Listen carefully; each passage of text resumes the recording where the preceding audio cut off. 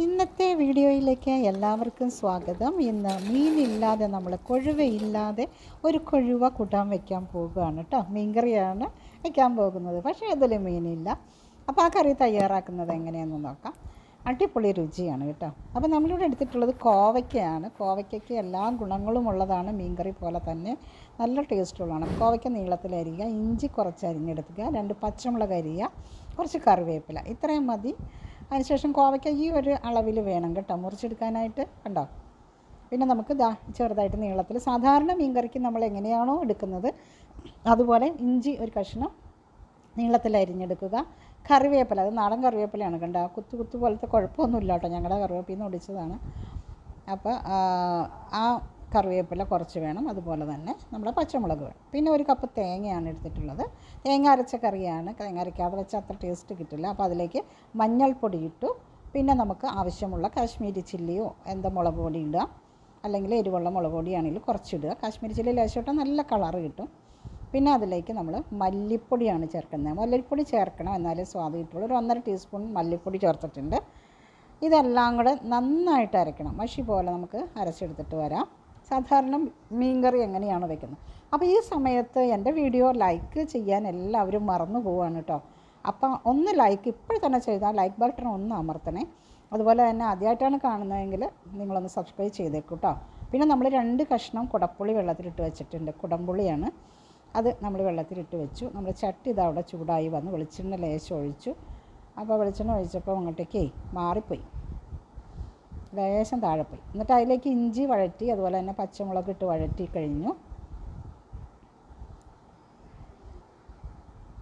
പച്ചമുളകും ഇഞ്ചി നന്നായിട്ട് വഴണ്ടി വരുമ്പോൾ എന്ന് വെച്ചാൽ ഉണങ്ങിപ്പോകരുത്, ഒരു നല്ല സ്മെല്ല് വരുന്ന ഒരു പാകമുണ്ട്. ആ പാകത്തും വരെ വരട്ടിയെടുത്താൽ മതി. പിന്നെ വെളുത്തുള്ളിയും ഉള്ളിയും ചേർക്കേണ്ടവർക്ക് ചേർക്കാം, ഞാൻ ചേർക്കാറില്ല. അപ്പോൾ ഞാനത് കറിവേപ്പിലയും കൂടെ ഇട്ടുള്ളൂ. പിന്നെ നമ്മുടെ കോവയ്ക്ക അതിലേക്കിട്ട് ഒന്ന് വാട്ടിയെടുക്കാം. വാട്ടിയെടുത്ത് കഴിഞ്ഞാൽ കോവയ്ക്ക പെട്ടെന്ന് വേവും, അല്ലെങ്കിൽ അതിൻ്റെ തൊണ്ട് ഞെറിഞ്ഞെറുന്ന് ഇങ്ങനെ കടിക്കും. എപ്പോഴും കോവയ്ക്കയ്ക്ക് വേവുള്ളൊരു സംഭവമാണ് ഈ കോവയ്ക്ക.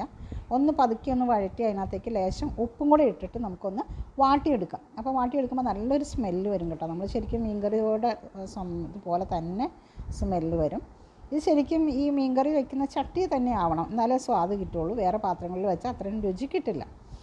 എന്നിട്ട് നമ്മൾ ഇനി ഇതിലേക്ക് ഇത് വാടി ഇത്രയും വായി ഉണങ്ങുമൊന്നും വേണ്ട. ആ തേങ്ങ നന്നായിട്ട് അരച്ച അരപ്പ് ഇതിനകത്തേക്ക് ചേർക്കാം. പെട്ടെന്ന് പരിപാടി കഴിയും.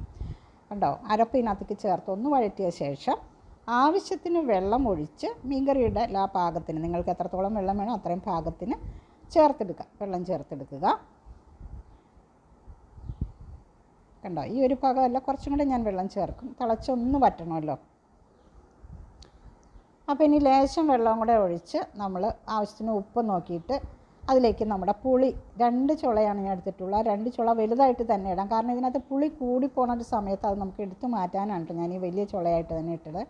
അപ്പോൾ നമ്മുടെ കറി ഭംഗിയായിട്ട് തിളച്ചിട്ടുണ്ട്, നന്നായിട്ട് തിളച്ച് വരുന്നുണ്ട്. ആ കോവയ്ക്ക വേവേണ്ട ഒരു താമസമേ വരുന്നുള്ളൂ. കോവയ്ക്ക വാട്ടിയത് കൊണ്ട് തന്നെ പെട്ടെന്ന് വെന്തും കിട്ടും.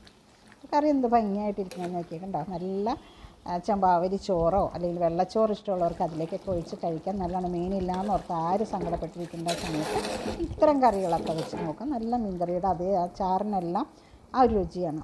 അപ്പോൾ എൻ്റെ വീഡിയോ ഇഷ്ടപ്പെട്ടാൽ ലൈക്ക് ചെയ്യാൻ മറക്കരുത്. അടുത്ത വീഡിയോയുമായിട്ട് വീണ്ടും കാണാം. ബൈ. ഇന്നത്തെ വീഡിയോ എല്ലാവർക്കും ഇഷ്ടമായെന്ന് വിചാരിക്കുന്നു കേട്ടോ. അപ്പോൾ ഇത്ര നാടൻ റെസിപ്പികളുമായിട്ട് ഞാൻ വീണ്ടും വരാം. ആരും കാണാതെ പോകരുത് കേട്ടോ.